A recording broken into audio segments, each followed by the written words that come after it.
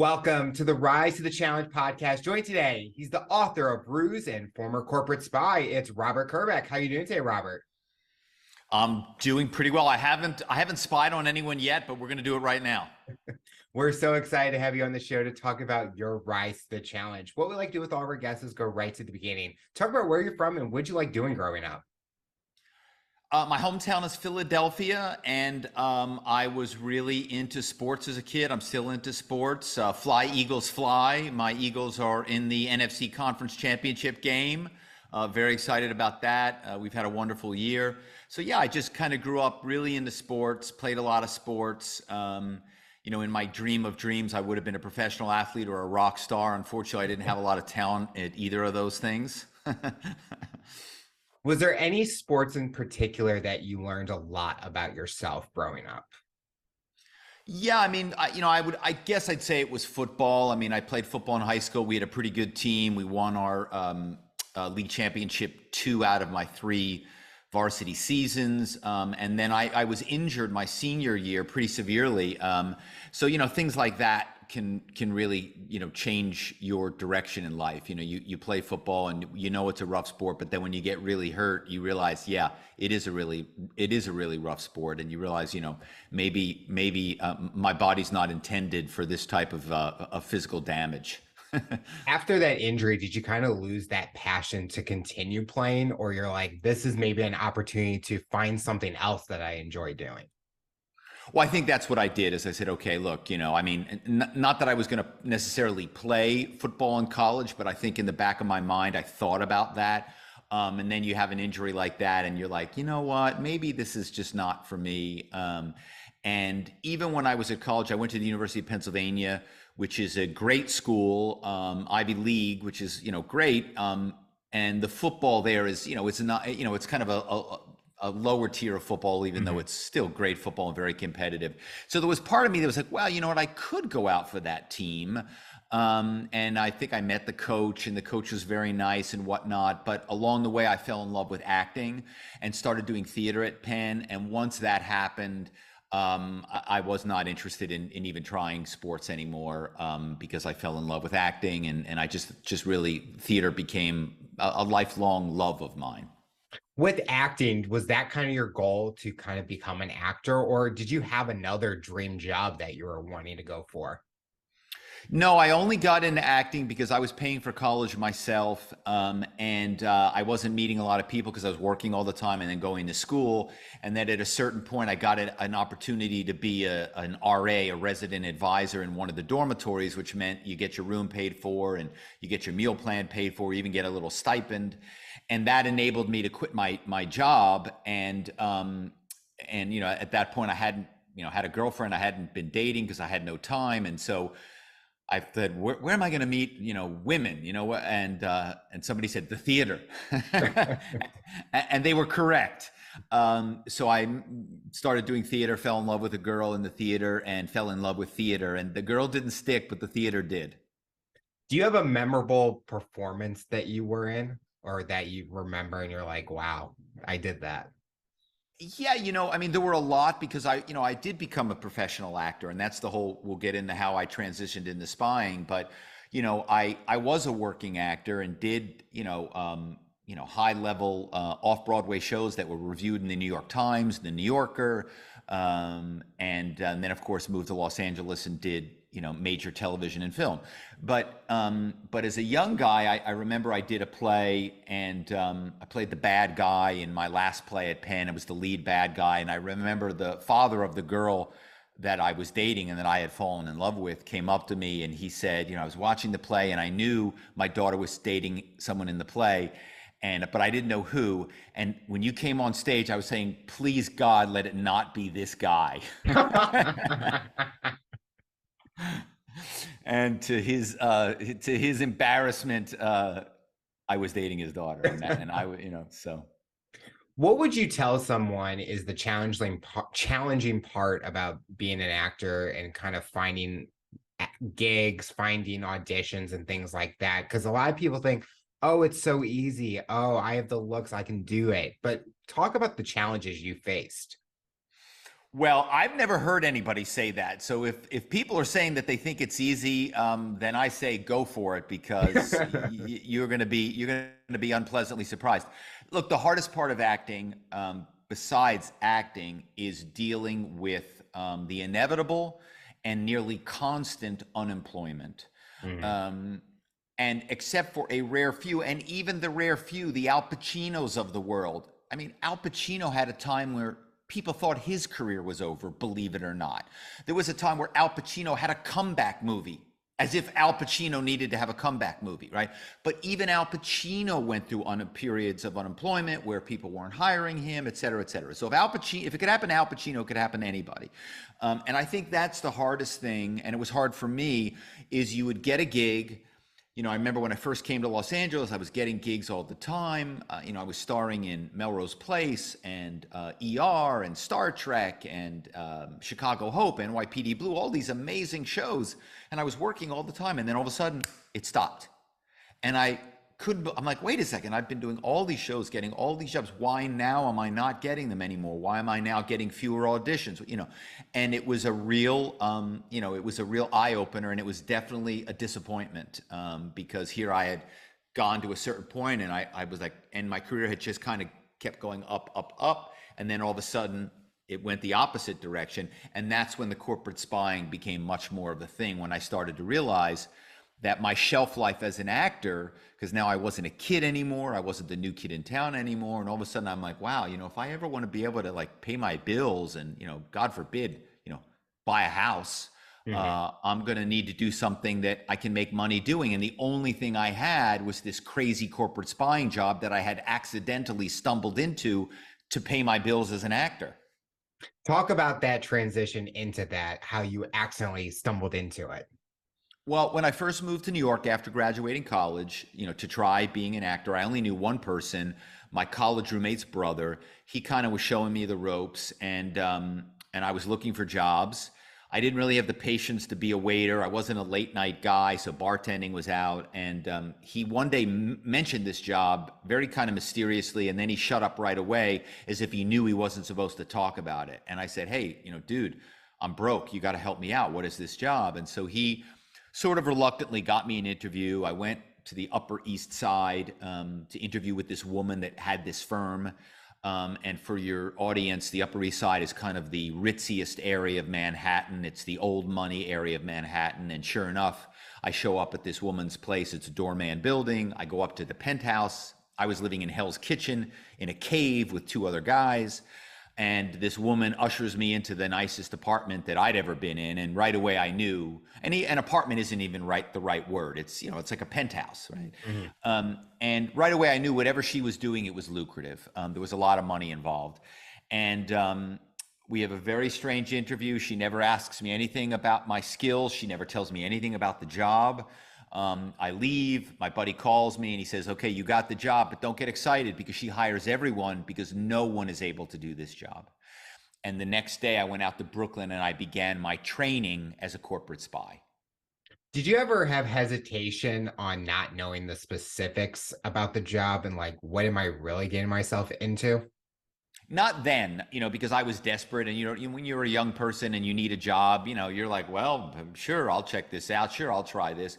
When I found out, that day in Brooklyn, there was this woman who was training me, and she started to explain that what we do is we use our acting skills to call major corporations. We all know the Russians spy on the Chinese spy on us, but most people are shocked to find out that corporations, and not some corporations, but nearly all corporations, and of course I would say all corporations, but nearly all corporations are spending hundreds of millions of dollars a year to hire spies. And that's what we were hired to do. And we were hired to use our acting skills to infiltrate companies, using accents, using voices, using personas, to get people on the inside to tell us secrets about the companies that they should never in a million years tell us.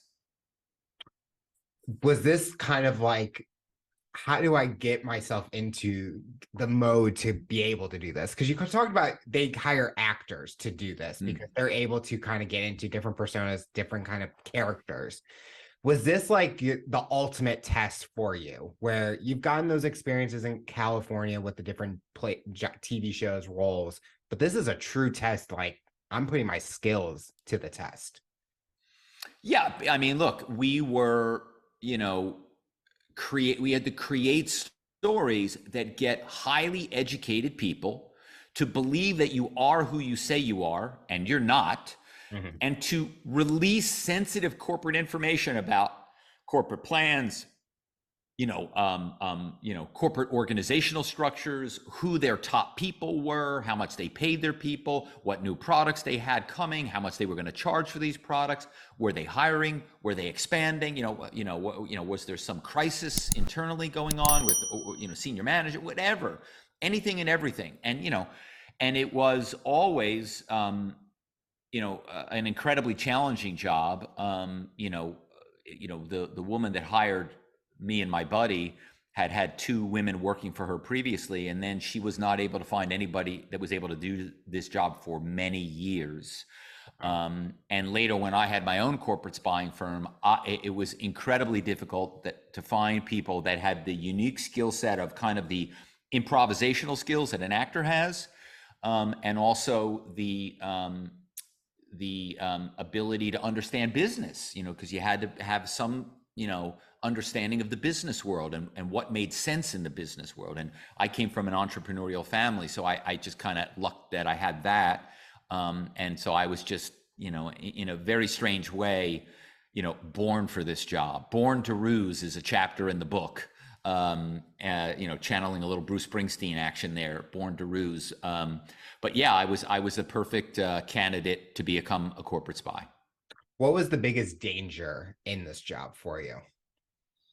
Well, look, we're calling corporations, we're pretending to be oftentimes real people who exist, major executives. We would hear people on, even back in the day, you could hear people on the radio, you could hear them on an interview show, or you could even call their phone number and hear their voice on their voicemail. Hey, this is Rick Jones, COO for blah, blah, blah firm.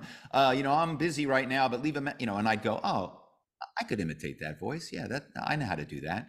And so we would practice imitating these executives. So you think about it, now we're impersonating real people to get corporate secrets. So, it doesn't take whatever.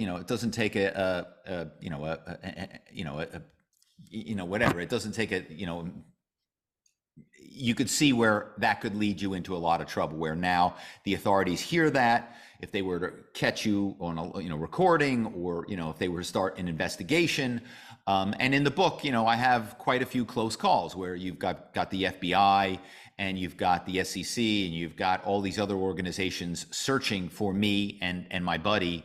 In the book, I call them PACs, because we, at a certain point, the authorities stumbled onto our trail, and then it was a very scary moment where this job that we thought was this kind of in the gray job just to support ourselves as actors, all of a sudden seemed like it was going to land us in prison for a long time. Was it hard to kind of keep the different personas separate, where you were being Robert in the real world, but you're being this character when you're going and doing your job? Were you able to tell people what you were doing? Obviously, you probably wouldn't tell. No. How was it hard to kind of keep the two lives different? Well, I mean, occasionally if I was at a party and I had one too many drinks and somebody said, what do you do? And I'd say, well, I'm in corporate intelligence. And they'd say, well, what does that mean? And I say, if I told you, I'd have to take you out back and kill you, because I couldn't talk about it. And I never did talk about it. I would just tell people, well, I'm in corporate intelligence, or I'm in executive recruiting, or something like that.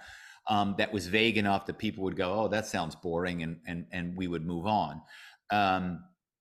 But yeah, the thing for me was, and in the book, I talk a lot about the ethics of the job and my struggle with the ethics of the job, and of course the question of the legality of the job, and the close calls with the law. But I always was careful to keep my rusing life to the job. And, as much as, one of the things I think, the book, of course, I'd like to say I've written a true book about lying, right? Because here I am, all these corporate spying, everything is a lie, everything is made up. And of course, it's all true, right? But I think that I made sure to keep it separate from my personal life, because I knew that if I started lying to my friends, or I started lying to it was just, I didn't want to go down that road. And by the way, when I started the corporate spying job, remember, it was just to support me as an actor. Mm. And in the beginning, believe it or not, they paid me $8 an hour to do this crazy, quasi illegal job. However, by the end of it, I was making over $2 million a year.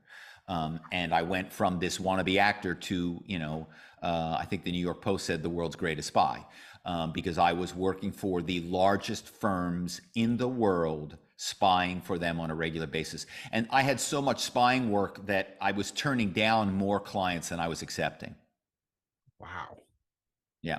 And when I wrote the book, what shocked me, there were two things that shocked me about writing the book, that shocked me the most. The first was, so I write this book about corporate spying, corporate espionage. I'm outing myself as a spy. I'm saying, hey, look what I did. Look what I did. I cannot tell you how many emails I got from major corporations saying, oh, hey, we read your book. Your book is great. We want to hire you to spy for us. And I went, whoa. You read my book, or you listened to it on Audible, whatever. Don't you understand? I've outed myself as a spy. I've basically told the world that I'm a corporate spy. Like, I can't spy for you anymore, because it's like I put a target on my back, So that was the thing that shocked me the most. And then the second one, and this doesn't really tie into what you asked, but the second thing it still blows me away is that, when you write a book, your publisher solicits or reaches out to people that have written books similar to yours and say, hey, will you read this book and consider giving a testimonial, an endorsement, a blurb? And 9 times out of 10, the people say no. These are famous people, they're busy, whatever. Well, my publisher reached out to Frank Abagnale, who wrote Catch Me If You Can, right? Which of course was turned into an amazing movie with Leonardo DiCaprio and Tom Hanks, and Steven Spielberg directed it. And they reach out to Frank Abagnale, and he says, yeah, I'll take a look at it. And to our shock, he flips over the book. He loves the book so much. Not only does he give an amazing blurb, which is on the cover of Ruse, but then he starts recommending me to people to speak on cybercrime, on corporate espionage. So he recommends me to conference. He recommends me to his speaking agency that represents me now. So that was the other thing that blew me away, that like this guy that I had never even met, I never even knew of, who's sort of a famous man, or is a famous man, really was taken by the story too.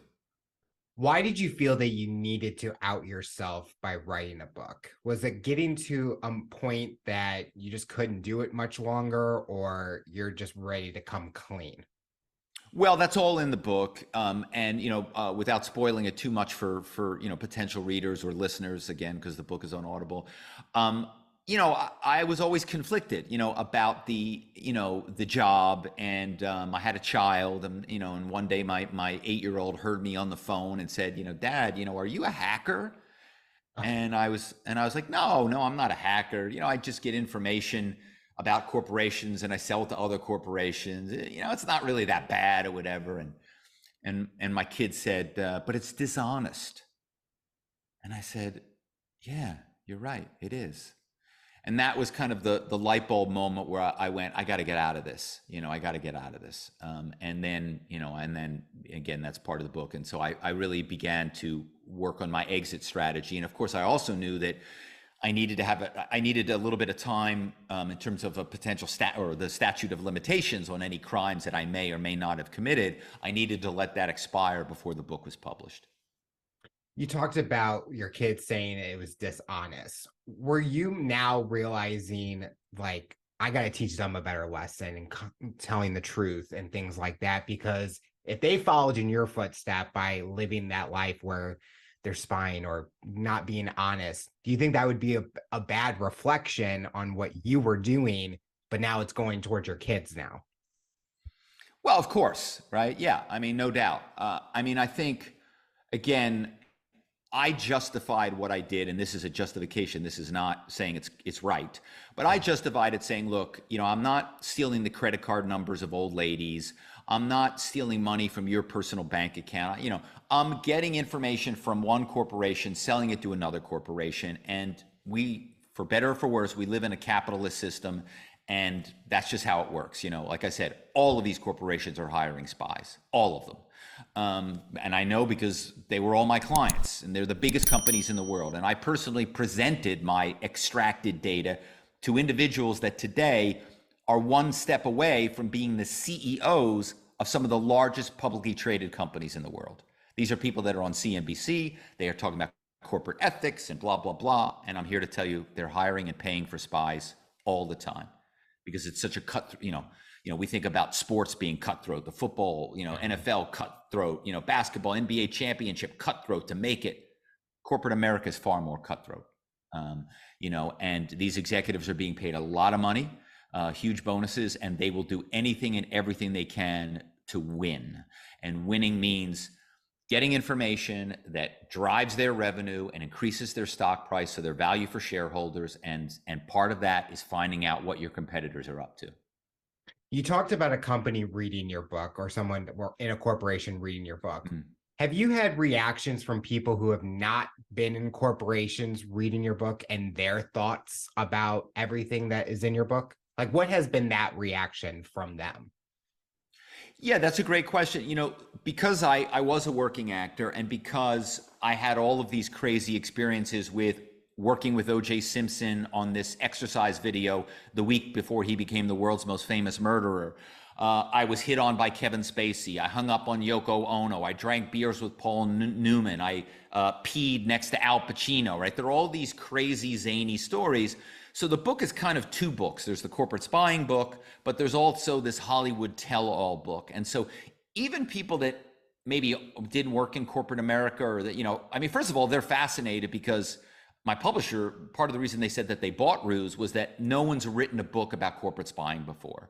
Apparently, my book is the first to kind of, take us into that world.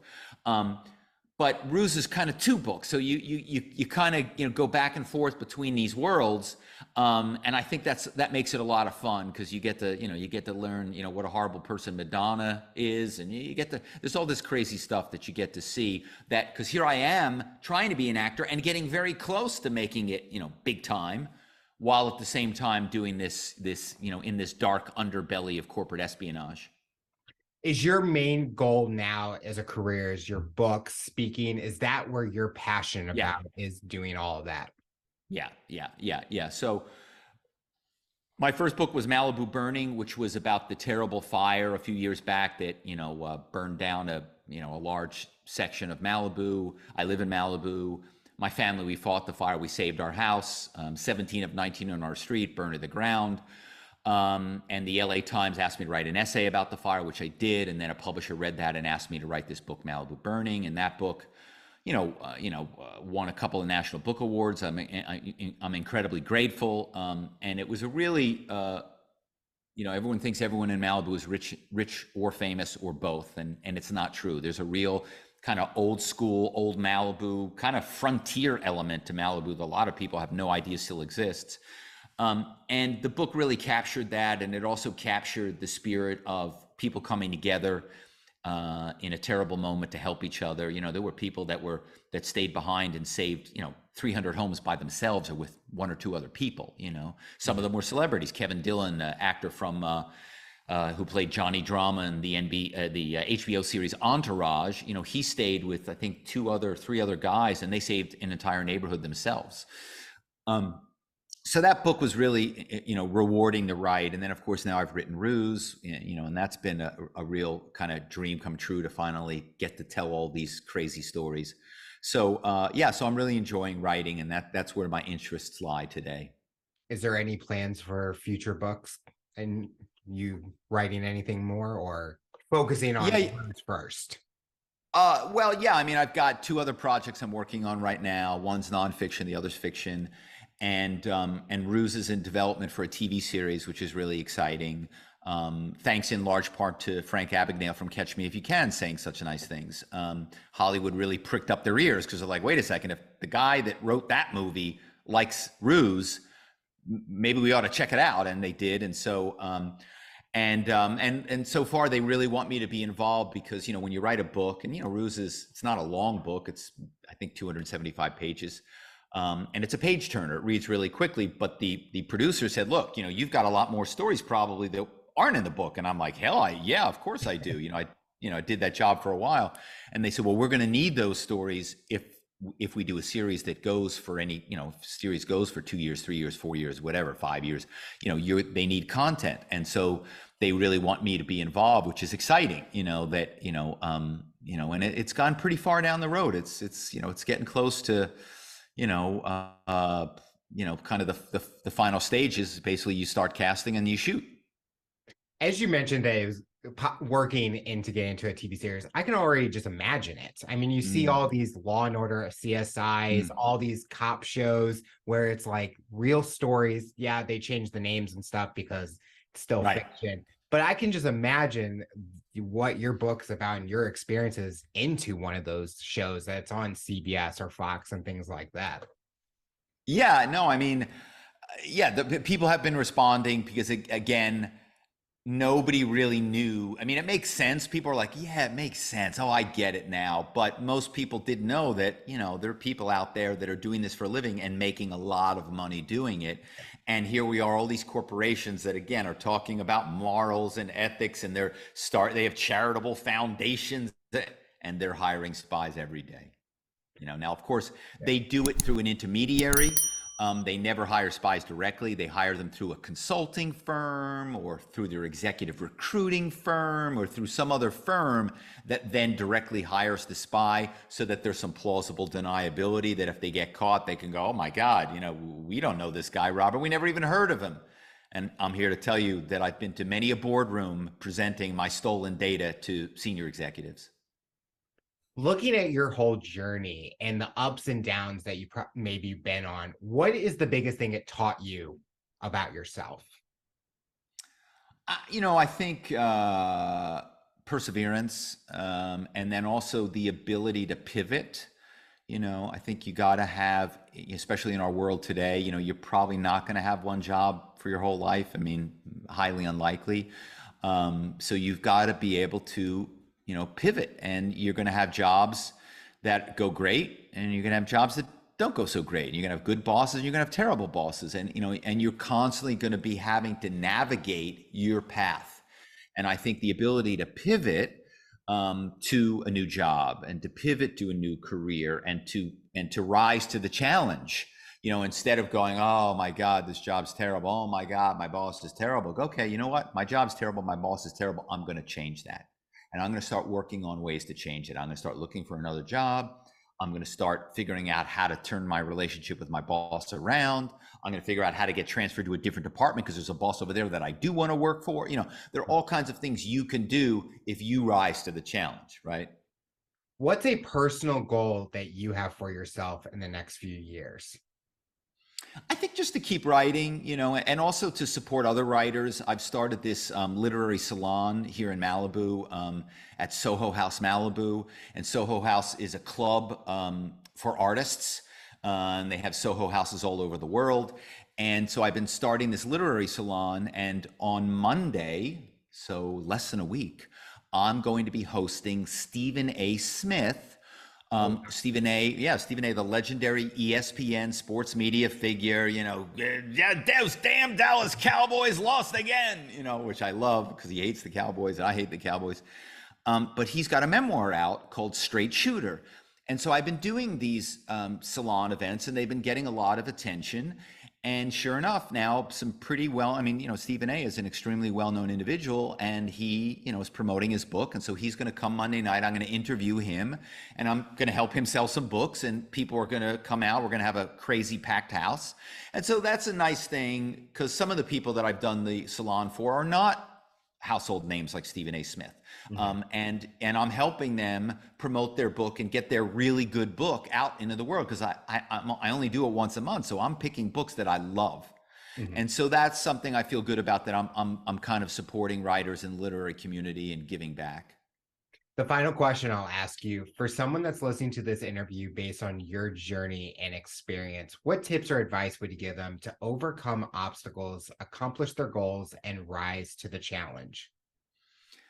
I always tell people, take the journey you want to take. Don't take the journey your mom or dad wants you to take. Don't take the journey that your partner wants you to take, or your boss wants you to take, or your friend wants you to take, or your kids want you to take. Take the journey you want to take. So do the job that you want to do. Find the career that you want to have, even if it's a hobby. If you've got this other, you will go, okay, well, I got to pay the bills, right? Because we all have that. That's why I fell into corporate spying. I had to pay the bills, but you can still have something else as a hobby. So, a lot of, in terms of me, there are a lot of people out there that approach me about how do I write a memoir, or how do I, and I say, you sit down and you write it, and you should write it because, so many people have great stories out there. And, nowadays you can self-publish your memoir. There's no shame in that. The only thing I would tell you is to make sure it's professionally copy edited, and make sure you have some people reading your memoir that are not your mother or your partner, and they're giving you honest feedback so you can make your story the best story it can possibly be. And so that's what I would tell people is you can do all the things that you want to do in life, even if it's not necessarily going to be your income, you can still do it. Well, Robert, I want to thank you so much for coming on the show and talking about your rise to the challenge. You're inspiring so many people, and we are excited to see what the future looks like for you. Okay, thanks, Alex. Thanks for having me.